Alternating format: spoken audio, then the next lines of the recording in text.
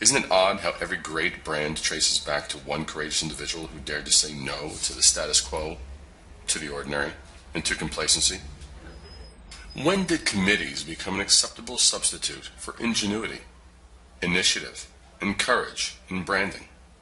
Committees, famous for vanilla outcomes, exhausting debates, and mindless meetings, have destroyed more good ideas than a room full of politicians. Let's face facts. Branding is an act of courage. Raw, undiluted courage. Let's look at the 550 new businesses that start up in the U.S. each month, and we see that this totals 6,600 new competitors every year, and that's in the U.S. alone.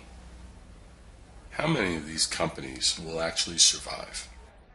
How many of these companies will demonstrate the necessary amount of courage, passion, and stamina to stand out?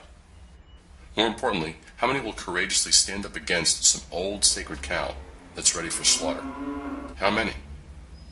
It will be too few, I'm afraid. Why? Well, to brand, you have to be bold, passionate, and articulate. Enough to communicate in such a way to make someone who is preoccupied with something else stop what they're doing and take notice.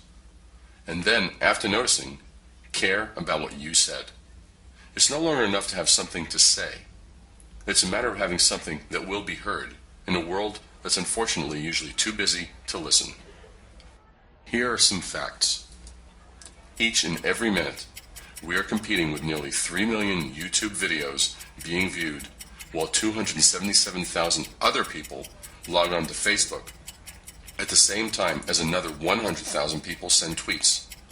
Each and every minute. That takes courage, guts, and a heavy dose of blind ambition. Oh yeah, and one hell of an inspired dream. Because it's that dream that gives our passions and our brands the life and the power to push through the ever-changing channels of communication we face each and every day. And these channels, they're just channels of communication.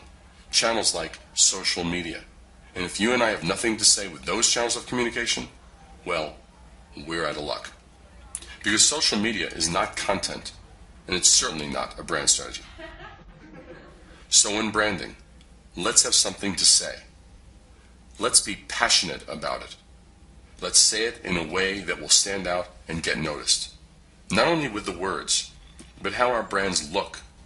It all adds up to how will our story be remembered.